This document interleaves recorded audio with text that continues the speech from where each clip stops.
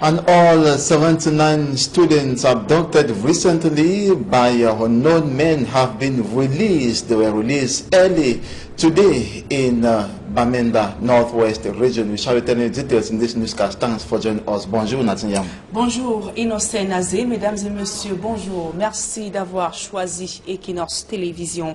Après 2 jours passés en captivité, 79 élèves de la Presbyterian School de Kwen à Bamenda ont été libérés ce jour. Ils avaient été enlevés lundi par des individus non identifiés. Et jusqu'ici, aucune précision sur les circonstances de leur libération. Les parents qui avaient perdu le sommeil poussent enfin un ouf de soulagement, mais selon des sources, 2 encadreurs restent encore détenus. Dans un communiqué, la direction de la Presbyterian Church in Cameroun révèle que ce n'est pas la première fois que ces établissements scolaires sont victimes des kidnappings dans la région du nord-ouest Cameroun.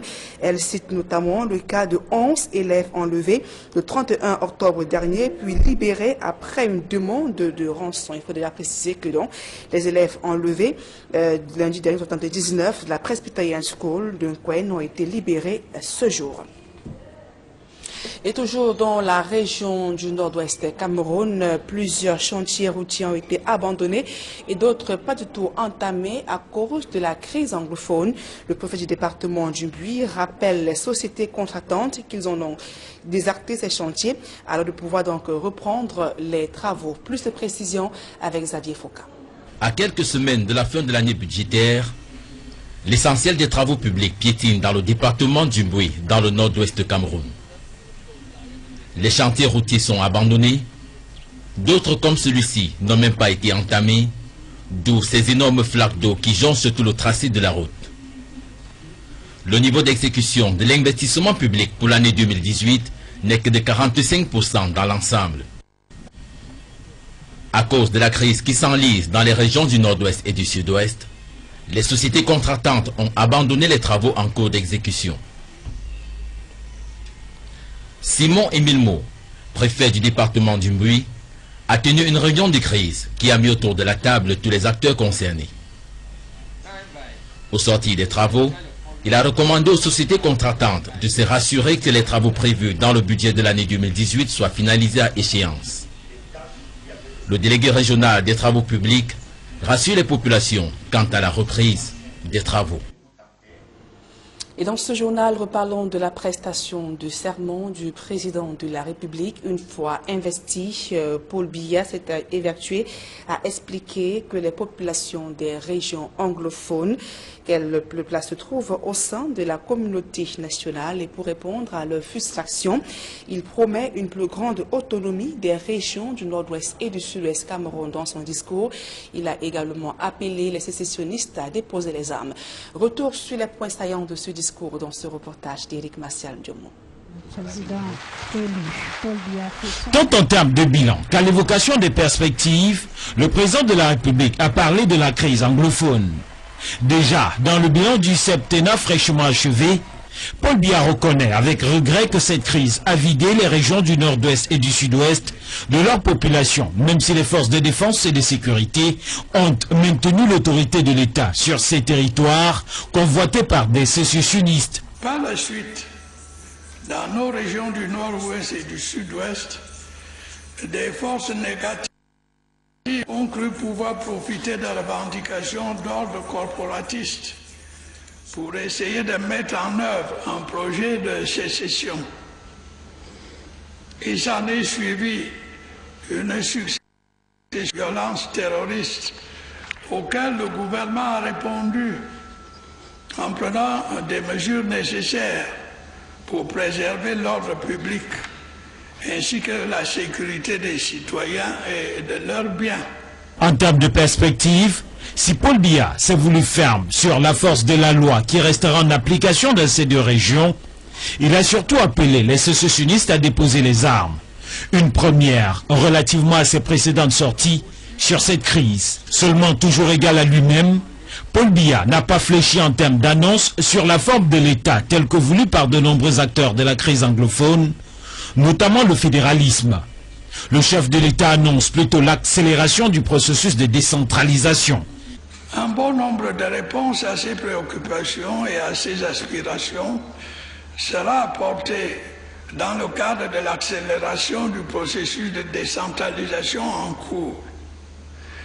Dans les meilleurs délais possibles, des mesures seront prises pour élargir le champ de compétences des collectivités territoriales afin de leur donner les moyens d'une plus grande autonomie.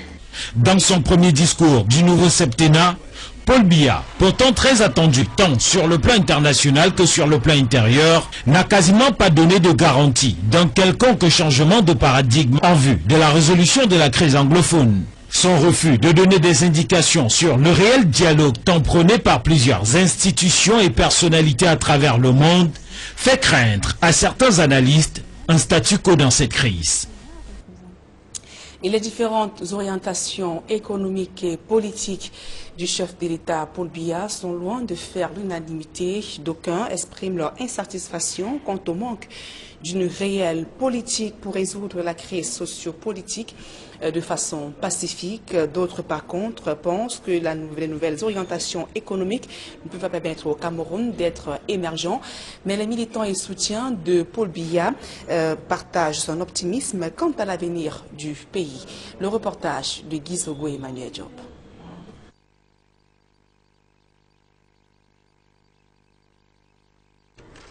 Après la prestation de serment de Paul Biya, le registre de l'optimisme est bien présent, celui-ci étant à la fois inconditionnel mais aussi lucide. Le président Paul Biya était tout simplement majestueux. Je crois quand même que dans sa posture du chef de l'État, il est le chef de l'État rassembleur. Il est le chef de l'État qui écoute tout le monde et qui décide dans le sens de l'intérêt général. Le président a fait un discours et le peuple camerounais et nous-mêmes, nous devons nous joindre à ces volontés pour réussir la transformation de ce pays, parce que nous en avons vraiment besoin. Une posture moins perceptible chez certains candidats malheureux à la présidentielle présents à cette cérémonie. Franklin Difford s'apaisantit, lui, sur l'avenir. Nous sommes encore jeunes, on voit que l'avenir est vraiment là devant nous. On souhaite que le Cameroun vive dans la paix et que la paix continue, parce que les jours à venir, peut-être serait mieux. Quant à Joshua aussi, sur la crise anglophone, il semble être resté sur sa faim. Le président a fait des annonces sur la crise anglophone. Il s'est attardé longuement sur cette question. Vous avez entendu quelque chose? Moi pas. Oui. Qu'il fallait plus d'autonomie, qu'il accorderait plus d'autonomie. Non. Cette question-là. Je vous ai dit pas de commentaires. Les Camerounais sont en train de souffrir, en train de mourir. Donc vous n'êtes pas satisfait? Je vous ai dit pas de commentaires. A word in English?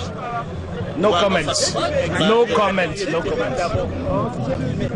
Pourtant, Gaga Amanadji voit à ce sujet la part de son œuvre. Il y a une partie que je lui ai proposée dans mon rapport. Je ne sais pas pour rester là-bas et revenir. Il y a un rapport. Tout ce que j'ai proposé, et nous le mettrons en place. Et il peut même parier que la paix reviendra.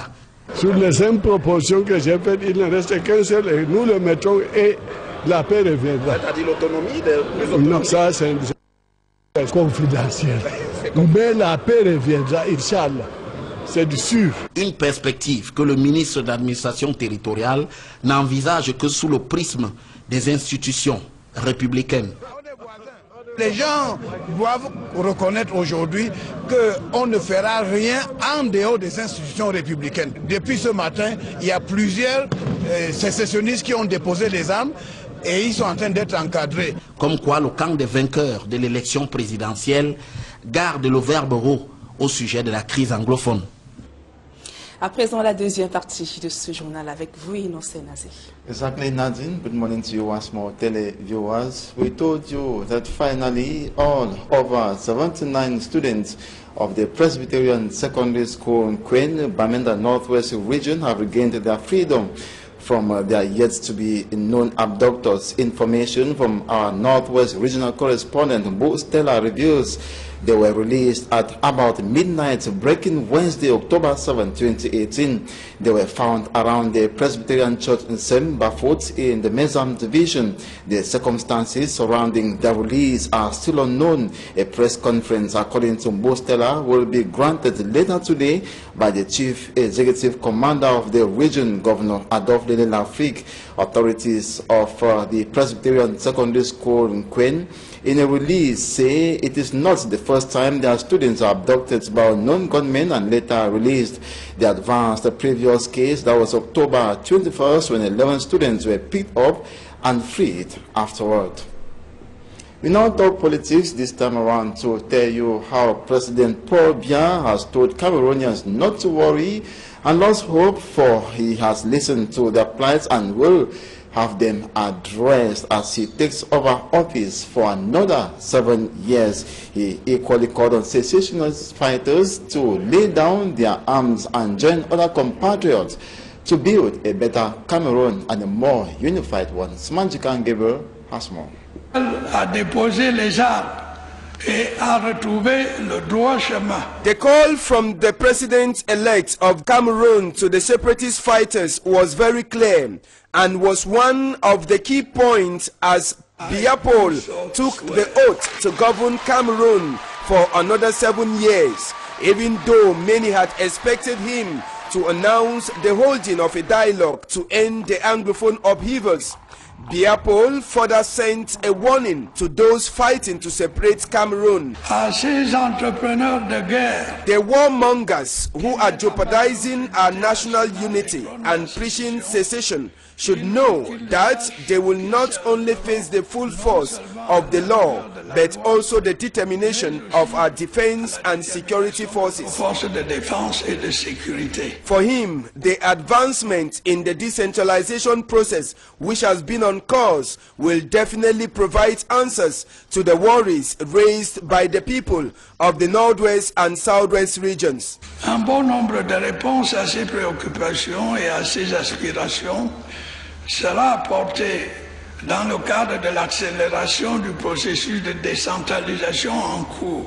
Apart from the crisis in the two English-speaking regions, the head of state had time to look back at the past 7 years he just ended, which he described wasn't rosy because of the security challenges in the far north caused by Boko Haram. Nous avons d'abord été confrontés aux attaques répétées. We had repeated attacks from Boko Haram that caused terror and hardship to the people of the far north, but we stood firm to that challenge thanks to our partners and friendly nations. Though stabilized, we remain vigilant and determined.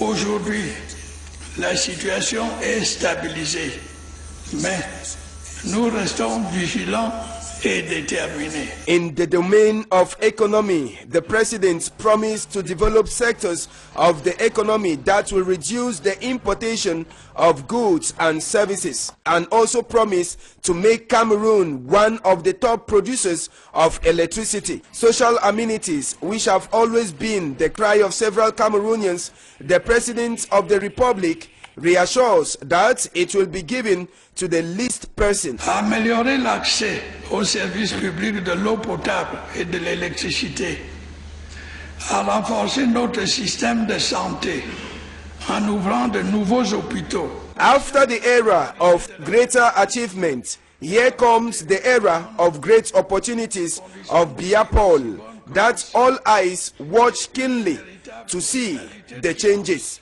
And Littoral Governor Samuel Dieudonné Ivanhadzobois has underscored the importance of Paul Biya's declaration yesterday at the National Assembly.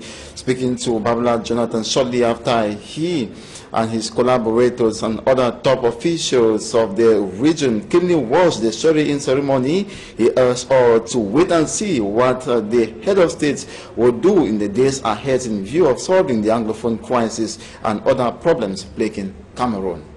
I enjoin you to take a listen to the Littoral Governor Samuel Dieudonné Ivanhadzobois. He still is the commander-in-chief of the army and the force of security. And as he has said in this speech, we can just say that we have confidence on him, and all what is going, you see, he is giving the way. He's telling us that he have understood many things coming from Northwest and Southwest. He have understood many things and he know what to do. The first thing he's going to do is to improve the decentralizations and maybe giving more strength to the local councils to have means to develop the city or the way where they are located.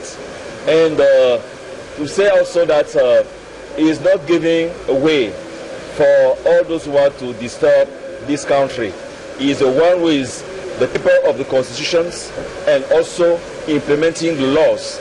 So we are grateful that he is going to do something for our brothers that are in Northwest and Southwest, and let's just a few days after what he's going to do.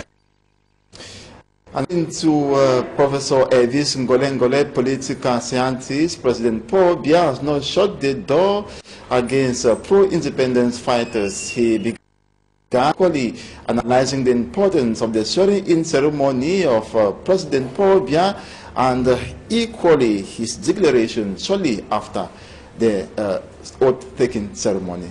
Take a listen.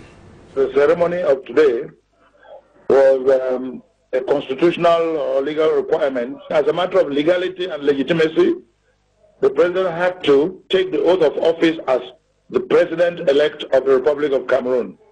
And by that act of taking the oath of office, the President has demonstrated again, as he has done before, that he respects the Republic, he believes in the Republic, and appreciates the people of Cameroon, and has shown his gratitude to the people of Cameroon for having elected him or for having chosen him.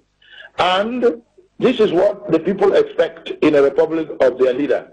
The leader who acknowledges, who respects them, respects the institutions of the republic, respects the values, and in his speech, as he said, beginning with the I do so swear, he committed himself to respecting the Constitution, upholding the Constitution, making sure that he protects the peace, the unity, the integrity of the Republic. From the standpoint of content analysis, what you saw in the inaugural speech was that the President committed himself to making sure that he met the expectations of the people in all aspects of national life. And the President even went further by calling on the youth in a solemn manner. You remember the statement in the speech that the Cameroon of tomorrow will be constructed with the youths of Cameroon.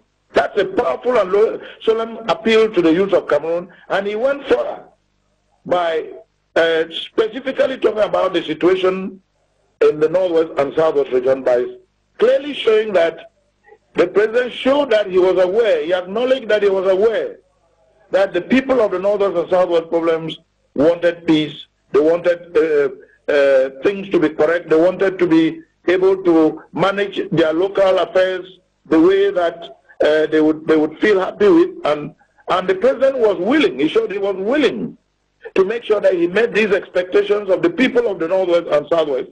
It tells you that the President listens to people.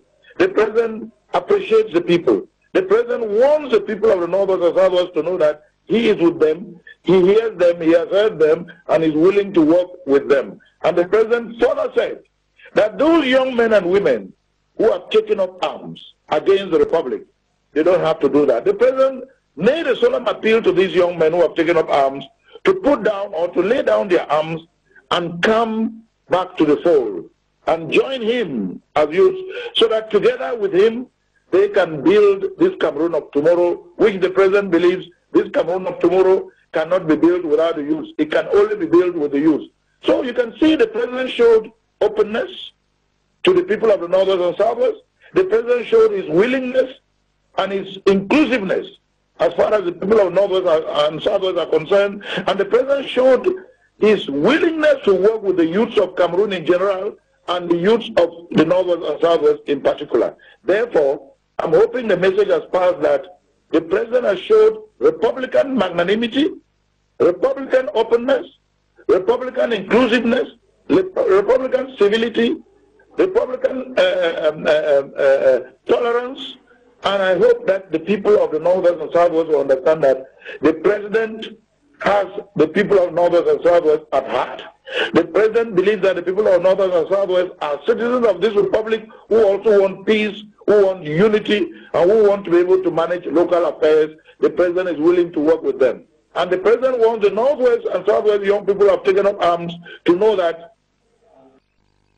Professor Ngole Ngole, political, of course, scientist and former government minister, speaking there to Babylon Jonathan. And that ends this edition of the 9 AM bilingual newscast on Equinox Television. Thanks for watching. We shall be back at midday nationally. Exactement, Innocent Nazé. Le prochain rendez-vous, c'est lorsqu'il sera 12h. Mesdames et messieurs, merci pour votre aimable attention. Place à présent à la revue des grandes unes avec Vladimir Balodon.